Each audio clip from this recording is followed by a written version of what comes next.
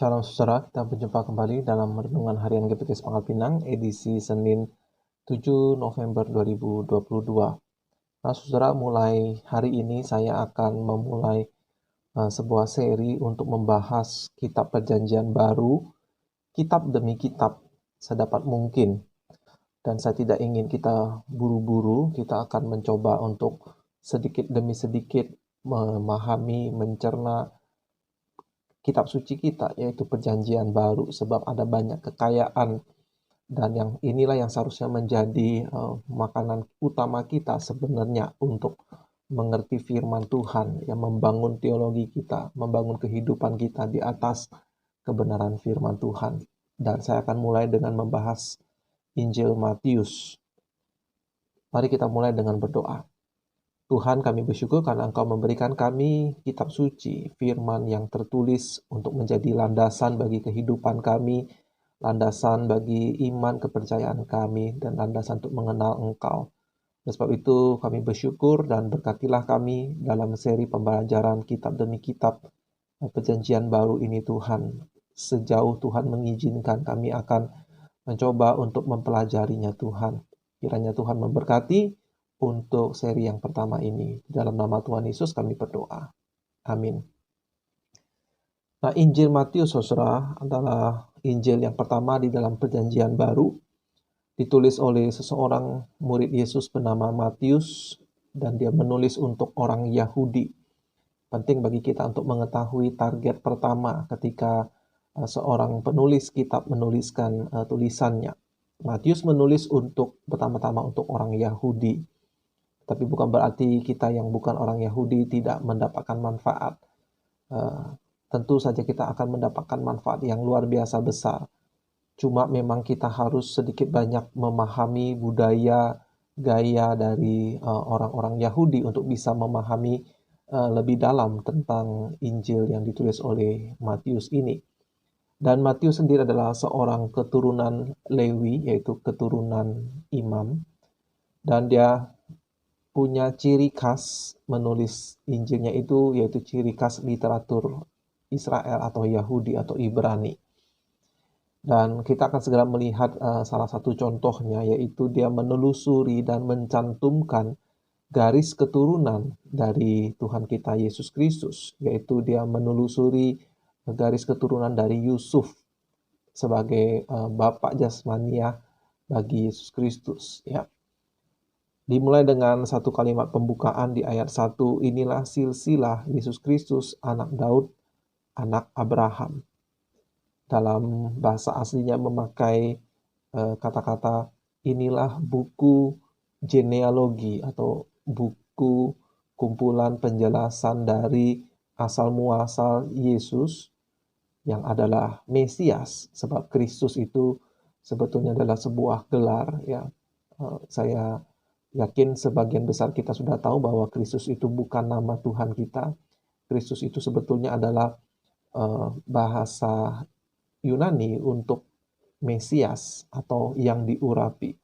Jadi inilah kitab, inilah daftar keturunan dari Yesus, Sang Mesias, anak Daud, anak Abraham. Kita akan melompat ke pasal 1 ayat 17. Jadi seluruhnya ada 14 keturunan dari Abraham sampai ke Daud.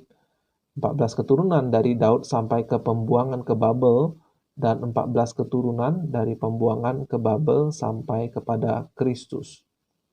Mengapa Matius menelusuri garis keturunan Yesus ini kepada Raja Daud dan Abraham?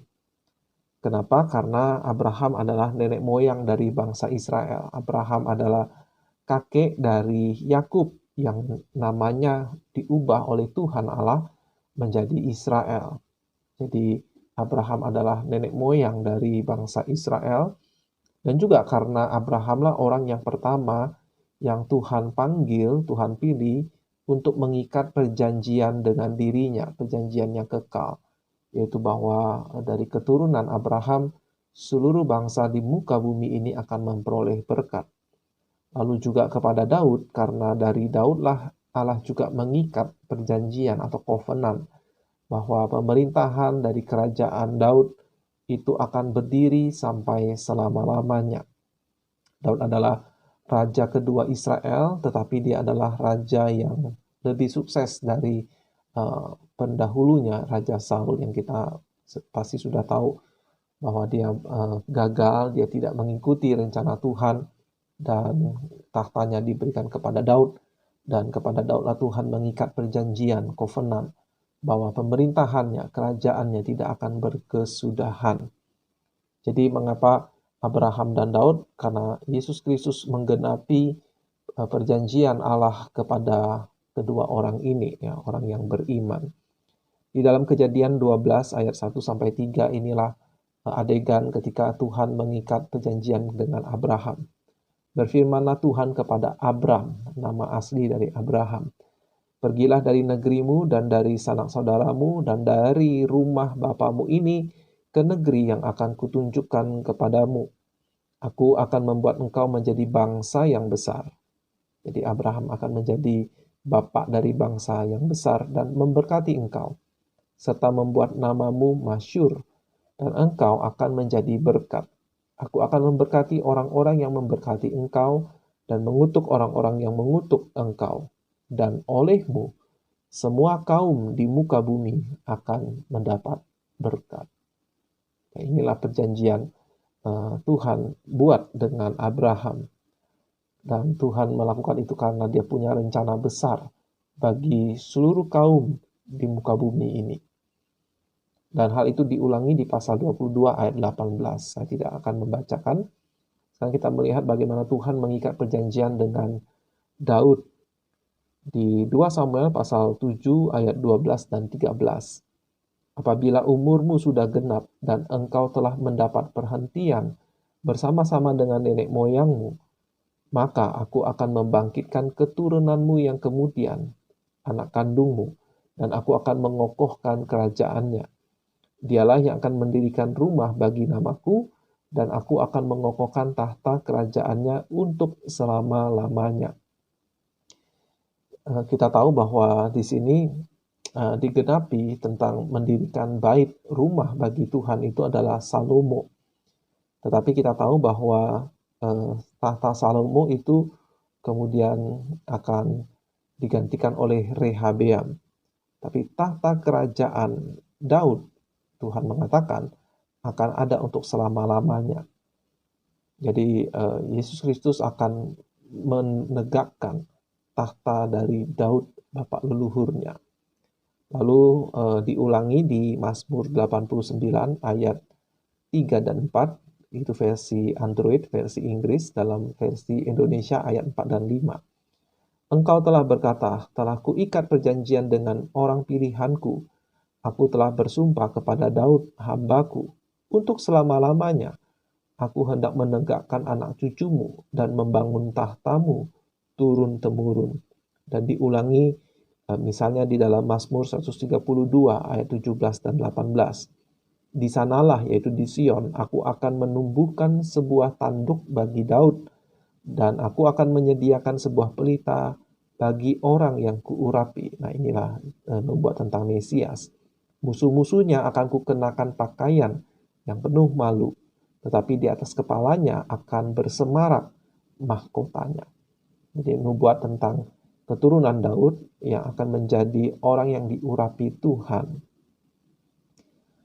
Dan kita melihat misalnya di dalam Injil Lukas, ketika malaikat Gabriel datang kepada Maria untuk mengatakan bahwa dia akan mengandung Mesias, Juru Selamat, itu Yesus Kristus. Demikian kata-kata dari malaikat Gabriel itu. Lukas 1 ayat 31 hingga 33. "Sesungguhnya engkau akan mengandung dan akan melahirkan seorang anak laki-laki, dan hendaklah engkau menamai dia Yesus. Ia akan menjadi besar dan akan disebut Anak Allah yang Maha Tinggi. Dan Tuhan Allah akan mengaruniakan kepadanya tahta Daud, bapak leluhurnya. Dan ia akan menjadi raja atas kaum keturunan Yakub sampai selama-lamanya, dan kerajaannya tidak akan berkesudahan." Jadi itu saudara ya, mengapa Abraham dan Daud. Lalu tadi di ayat 17 disimpulkan ada 14 keturunan dari Abraham kepada Daud, dan ada 14 keturunan dari Daud kepada pembuangan ke Babel, dan 14 keturunan dari pembuangan sampai kepada Yesus Kristus. Jadi total ada 3 kali 14, ada 42 keturunan. Nah, saudara, mungkin hal ini bagi kita serasa-rasa ada kurang relevansinya, tapi sebetulnya tetap ada makna penting. Itu kita melihat bahwa rencana penebusan dosa itu telah Allah rencanakan sejak purbakala atau sejak sangat lama. Dan fakta bahwa Matius mampu menelusuri garis keturunan Tuhan Yesus, itu dari Yusuf sampai kepada Daud, sampai kepada Abraham, bahwa ini menunjukkan bahwa Injil kita yang disaksikan oleh Matius adalah sebuah peristiwa sejarah, adalah sebuah kebenaran sejarah. Tidak banyak kisah-kisah orang-orang di masa lampau yang mampu dijelaskan akan asal muasalnya, asal usulnya.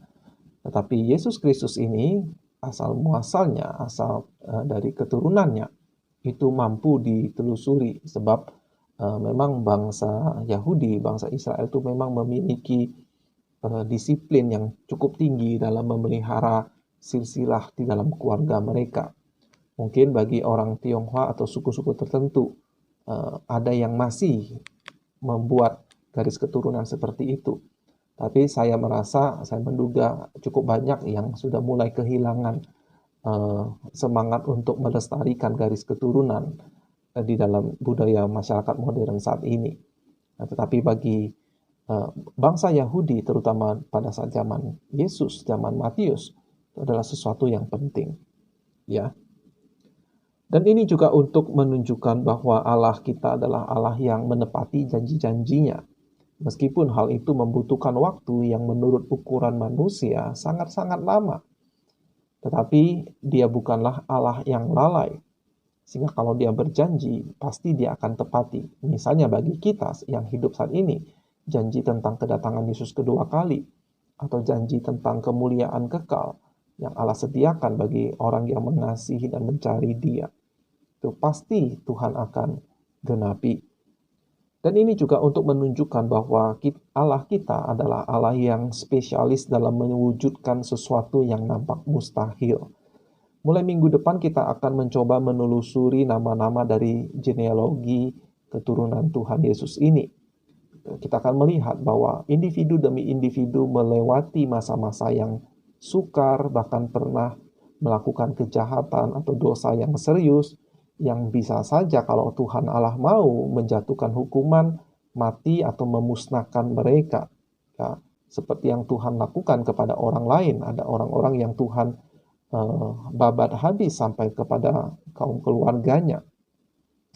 Tetapi Allah terus bekerja di tengah situasi yang pelik ketika nama-nama yang dicantumkan itu berbuat dosa dan Tuhan menghukum dengan gangguan dari bangsa-bangsa lain. Tetapi Tuhan tetap bekerja mewujudkan apa yang Dia rencanakan. Melihat genealogi dari Tuhan kita Yesus Kristus ini dengan ringkas dicatat dalam beberapa ayat, kita seperti melihat bangunan yang rumit dari jauh. Kita melihat bangunan itu indah, ya, dibangun dengan baik. Kita melihat sudah utuh bangunan itu. Tapi kalau kita mendekati, ya, kita melihat dengan detail satu demi satu bagaimana bangunan itu tersusun. Ternyata itu dikerjakan oleh sang tukang dengan sangat teliti, setiap detail dari bangunan tersebut, sehingga menjadi bangunan yang indah tersebut. Demikian juga Allah bekerja dalam setiap detail kehidupan sejarah umatnya. Ya, ada keputusan-keputusan yang nampak remeh atau bahkan keputusan yang mungkin kita bertanya, ini adalah sebuah kesalahan. Tetapi Tuhan mampu untuk membalikkan, untuk menggunakan semuanya itu untuk mewujudkan rencana besarnya. Sehingga bagi kita yang mengikut Tuhan Yesus, mari kita ingat akan kebenaran ini, bahwa kita menyembah, kita bersandar kepada Mesias Juru Selamat yang kebenarannya itu betul-betul bisa ditelusuri melalui sejarah. Kiranya Tuhan memberkati. Kita akan melanjutkan perenungan ini minggu depan. Sampai jumpa, Tuhan Yesus memberkati.